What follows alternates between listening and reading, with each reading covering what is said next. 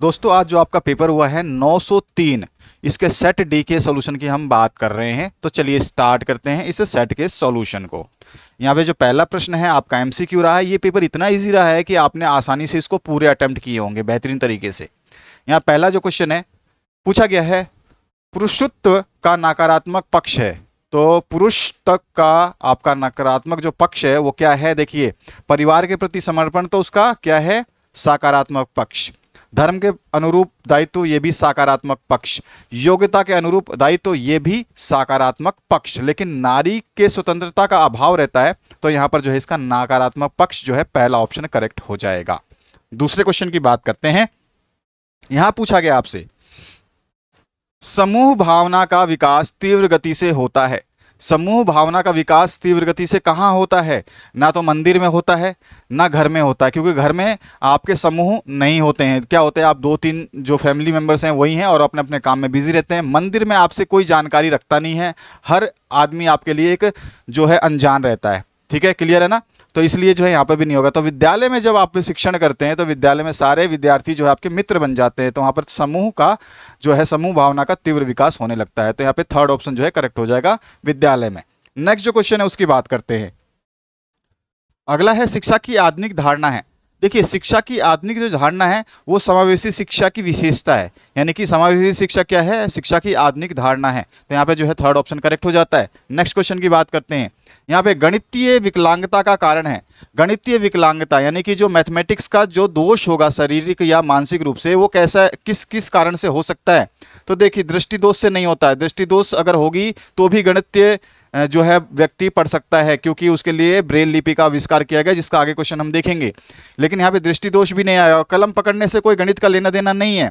तंत्रिका तंत्र में चोट जो है ये इसका मेन रीजन है। तो गणितीय विकलांगता का कारण जो है तंत्रिका तंत्र में चोट। सेकंड ऑप्शन जो है इसका करेक्ट होगा। उपयुक्त सभी नहीं होगा, ध्यान रखना है। दृष्टि दोष से गणितीय विकलांगता का कोई संबंध नहीं है, क्योंकि जिसके पास भी दृष्टि दोष नहीं दोषित है, फिर भी वो ब्रेल लिपि की सहायता से गणित को सीख सकता है। ठीक है ना? तो ये दोष नहीं आता है इसमें। अगला ई प्रश्न है, शैक्षिक लब्धि का सूत्र है। तो शैक्षिक लब्धि और बुद्धि लब्धि दोनों का सूत्र सेम ही होता है। इसमें क्या है, शैक्षिक लब्धि की बात होगी तो इसमें शैक्षिक आयु आपकी पहले आ जाएगी और वास्तविक आयु जिसको क्रॉनिकल एज कहते हैं वो बाद में आ जाएगी, या रियल एज जो है नीचे आ जाएगी। इनटू में 100 करते हैं हम, जैसी परसेंटेज निकालेंगे वो हमारे पास शैक्षिक लब्धि का सूत्र बन जाएगा। तो यहाँ पे थर्ड ऑप्शन इसका करेक्ट हो जाता है। अगला जो क्वेश्चन है उसकी बात करते हैं। और जब भी लब्धि की बात करें तो देखो 100 गुणा में होना चाहिए। देखो, इसमें गुणा में 100 नहीं है तो क्वेश्चन ये आंसर ही गलत है। इसमें भी गुणा में 100 नहीं है तो ये भी गलत है। इसमें भी गुणा में 100 नहीं है तो ये भी गलत है। सभी में बटे में 100 दिया है देखो, और यहाँ पर गुणा में 100 दिया है। तो वैसे ही समझ जाना चाहिए, परसेंटेज जो है गुणा करके निकाला जाता है, क्योंकि लब्धि मतलब हो गया परसेंटेज। शैक्षिक परसेंटेज का सूत्र आपको बताना है, तो ये परसेंटेज निकालने के लिए होता है। ठीक है, नेक्स्ट क्वेश्चन की बात करते हैं। ये सारे के सारे इंग्लिश में क्वेश्चंस हैं, आप आराम से समझ सकते हो, इसमें कोई इशू नहीं है। वही आंसर्स हैं जो मैंने आपको ऊपर बताए हैं। अब आ जाइए, यहाँ पर दिए गए शब्दों में से आपको यहाँ पर ऑप्शंस दे दिए गए हैं इस बार, जैसे कि आपके पहले प्रश्न पत्र में दिया गया था, इसमें भी आपको ऑप्शंस दिए गए हैं। देखिए, यहाँ पर पठन अयोग्यता का कारण है। पठन अयोग्यता का क्या कारण है? तो भैया पठन अयोग्यता का कारण है श्रवण दोष। ठीक है, पहला ऑप्शन बिल्कुल सही है। इसमें आ जाता पहला वाला ऑप्शन आपका। ठीक है, फर्स्ट ऑप्शन करेक्ट हो जाएगा। श्रवण दोष जो है इसमें आएगा आपका, ये वाला श्रवण दोष जो है ये पहला ऑप्शन आपका इसमें करेक्ट हो जाएगा। इसके बाद जो है नेक्स्ट क्वेश्चन, इसमें पूछा गया है, मंद बुद्धि बालकों की बुद्धि लब्धि जो है, यहाँ पे बुद्धि लब्धि देखो एक ही दिखाया गया है। तो ये तो ऑटोमेटिकली देखो, इतना पेपर आसान था। अगर आपने थोड़ा सा भी अपना हल्का सा भी माइंड लगाया होगा ना, मैं कहता हूँ 100% नहीं, आपने अगर 40-30% भी अपना माइंड लगाया होगा तो ऑटोमेटिकली सारे आंसर्स निकल जाते हैं। सबसे पहले आंसर्स वो भरिए जो आपको समझ में आ रहे हैं, फिर बाद में जो छूटेगा वो ऑटोमेटिकली आपके पास 2 ही विकल्प बचेंगे, उसमें से एक विकल्प ऊपर और एक विकल्प नीचे आ जाएगा। समझदारी उसमें कायम हो जाती है। तो मंद बुद्धि बालकों की बुद्धि लब्धि है वो 70 से कम होती है। 2 नंबर जो है इसमें ऑप्शन आता, तो यहाँ पर 2 नंबर ऑप्शन आता है। यहाँ पर जो 2 नंबर है ये लिखते हैं। नारीवाद या नारी खाली स्थान से संबंधित, नारीवाद का मतलब होता है नारी के अधिकारों की बात करना, यानी कि नारी अधिकारों से संबंधित है। तो नारी अधिकारों यानी कि यहाँ पे चौथा ऑप्शन आता है आपका। चौथा ऑप्शन कौन सा है? ये रहा, नारी अधिकारों का जो है यहाँ पे अधिकारों को भरना होता है आपको। इसके बाद जो नेक्स्ट क्वेश्चन है इसमें देखिए खालिस्तान बालक मौखिक संचार में भिन्न बालक है। खालिस्तान बालक, मौखिक मतलब क्या हो गया, आपको ध्यान रखना है। मौखिक मतलब क्या होता है, मुंह से बोलना, और मुंह से बोलना को वाक बोलते हैं, यानी कि वार्तालाप बोलते हैं। उसका वाक क्या है, क्षति युक्त है, यानी कि वाक दृष्टि से वो भिन्न है। वो हकलाता है, या फिर वो अटक अटक के बोलता है, या कई शब्दों को रिपीट करता है। तो यहाँ पे थर्ड ऑप्शन आना था, तो यहाँ पे तीसरा ऑप्शन जिसने भी भरा है उसका आंसर सही हो जाएगा। ठीक है, अब आते हैं हम अगले प्रश्न पे। अगला, अब इसमें कुछ बचा ही नहीं। अब जब 4 आपने भर दिया तो पांचवा ऑटोमेटिक आ जाएगा। विविधता जो है समावेशी पाठ्यक्रम की विशेषता है, तो यहाँ पे पांचवा ऑप्शन यहाँ पे आना था। बाकी आपको कोई भी ऑप्शंस जो है नहीं दिए हैं एक्स्ट्रा कि आप कंफ्यूज हो पाओ। ठीक है, चलिए आगे बढ़ते हैं आपके नेक्स्ट क्वेश्चन की तरफ। तो यहाँ पर आता है आपका ब्रेल लिपि के आविष्कारक का नाम। अरे भैया ये तो बहुत कॉमन क्वेश्चन है, फर्स्ट ईयर में भी आपने पढ़ा था। तो ये बच्चा तो कोई भी गलती नहीं कर सकता, अगर कोई गलती करेगा तो भैया क्या बोले उसके, है ना, उसके लिए तो शब्द भी सही नहीं बोल सकते। तो ब्रेल लिपि जो है ना, ये फर्स्ट ईयर का भी क्वेश्चन है, सेकंड ईयर का भी क्वेश्चन है। तो लुई ब्रेल ने किया था इसका आविष्कार। ठीक है, लुई ब्रेल, क्या बोलते हैं इनको, लुई ब्रेल। और ये आविष्कार जो हुआ था, ये हुआ था 1800, इस लिपि का आविष्कार 1821 में लुई ब्रेल ने किया था, जो खुद ही क्या थे, अंधे थे। इसके बाद जो है पुरुषत्व का अर्थ लिखिए। तो भैया पुरुषत्व का अर्थ क्या होता है, इसमें हम कह सकते हैं पुरुषत्व का आशय जो है शारीरिक बनावट, कार्य, व्यवहार, गुण और विशेषताओं की ओर संकेत करने वाले तथ्यों से है। ये तो एक छोटा सा हम दे सकते हैं, या तो आप ये लिख सकते थे, या फिर हम बोल सकते हैं पुरुषत्व का आशय जो है स्त्री और पुरुष के मध्य पाए जाने वाले शारीरिक बनावटों की विशेषताओं और दायित्व संबंधी अंतर से है। तो ये दोनों ही आपके डेफिनेशन है, इसका अर्थ आप लिख सकते हैं। पुरुष प्लस तत्व है, पुरुष प्लस त्व है। त्व मतलब त्व जो है पुरुष को दिखाता है, और पुरुष तो खुद ही पुरुष है, तो पुरुष ही, इसमें केवल दोनों शब्दों को पुरुष ही बोल रहा है। तो पुरुष प्लस त्व है जो, ये पुरुष त्व का अर्थ क्या हो जाता है, इसमें जो है भिन्नता दिखाई देती है, क्या कि शारीरिक बनावट के हिसाब से, समझ के हिसाब से, विशेषताओं के हिसाब से, व्यवहार के हिसाब से, गुण के हिसाब से जो है ये अलग ही शारीरिक मतलब दिखाई देते हैं। तो यही पुरुषत्व होता है। और इनका एक और होता है कि ये जो है समाज प्रधान होते हैं। ठीक है, समाज में जो है इनकी प्रधानता चलती है, हर बातों में इनका निर्णय ही माना जाता है। अब अगला क्वेश्चन है, लिंग के भेद क्या है। हिंदी में हम लोग जो है, हिंदी भाषा शिक्षण में लिंग के केवल दो ही भेद पढ़ते हैं। एक होता है आपका स्त्रीलिंग, दूसरा होता है पुरुष लिंग। ठीक है, लेकिन जो कि हम बोल सकते हैं स्त्रीलिंग और पुल्लिंग। और जब हम संस्कृत पढ़ते हैं तो हम 3 लिंगों का प्रयोग करते हैं, जिसमें स्त्रीलिंग, पुल्लिंग और आपका एक नपुंसक लिंग आ जाता है।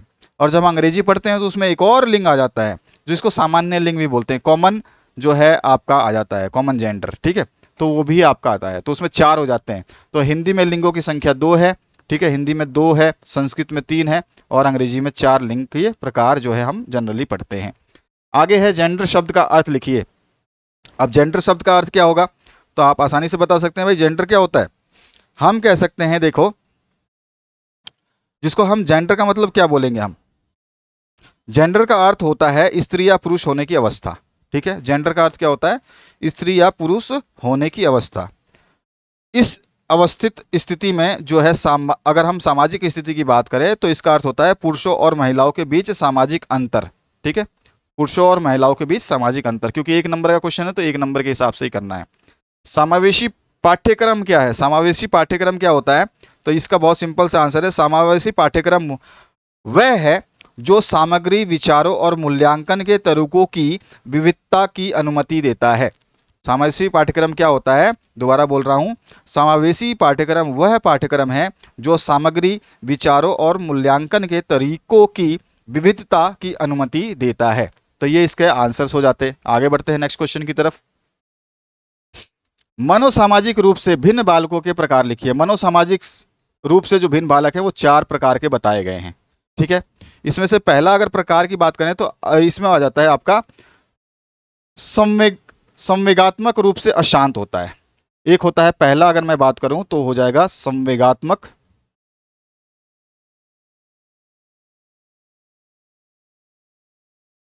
रूप से अशांत। ठीक है, दूसरा जो आपका आ जाएगा, इसी में 4, हम 4 की बात कर रहे हैं, तो इसमें दूसरा जो आ जाएगा वो होता है सामाजिक रूप से कुम संयोजित। सामाजिक रूप से कम संयोजित सायोजित। और आपका जो है तीसरा आ जाएगा जिसमें हम लिख देंगे समस्यात्मक बालक।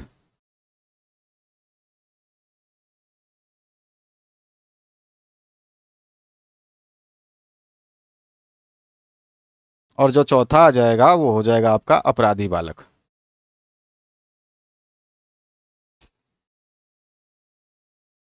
ठीक है, तो ये आपके चार प्रकार के हो गए। ठीक है, विशिष्ट बालकों की कोई दो विशेषताएं लिखें। विशिष्ट बालकों की विशेषताओं को हमने अच्छे तरीके से पढ़ लिया था। विशिष्ट बालक की विशेषताएं क्या होती है भैया? विशिष्ट बालक जो है सामान्य बालक की तुलना में जो है बेहतर या न्यूनतम प्रदर्शन करते हैं। दोनों ही विशिष्ट बालक होते हैं, जानते ही आप। जिसके अंदर विशेषता नहीं है वो भी विशिष्ट में काउंट होता है, जिसके अंदर बहुत सारी विशेषता है वो भी विशिष्ट में ही काउंट होता है। तो विशिष्ट बालक जो है सामान्य बालक की तुलना में या तो बेहतर हो सकते हैं या न्यून हो सकते हैं। दूसरा है विशिष्ट बालक को विशिष्ट शिक्षा की आवश्यकता पड़ती है। अगर बहुत ही ज़्यादा इंटेलिजेंट है तो उसके उच्च स्तर के लिए जो है विकसित करने के लिए जो हमें विशेष शिक्षा की आवश्यकता होगी। अगर निम्न स्तर का है तो निम्न तरह की या छोटी शिक्षा जो हमें बुनियादी शिक्षा बोलते हैं, जिसको बेसिक एजुकेशन बोलते हैं, उसकी आवश्यकता होगी। उसके अलावा विशिष्ट बालक की रुचि, क्षमता, योग्यता, चिंतन, कौशल इत्यादि जो है सामान्य बालकों से अधिक होते हैं या अलग हो सकते हैं या कम भी हो सकते हैं। विशिष्ट बालक सामान्य बालक की तुलना में शारीरिक, मानसिक और सामाजिक और नैतिक दृष्टि में भी अलग होते हैं। तो ये सारी की सारी क्या है? विशेषताएं हैं। इसको विशेषताओं को मैं बता चुका हूं आपको, ठीक है ना। अगले क्वेश्चन की बात करते हैं, लेखन अयोग्यता क्या है?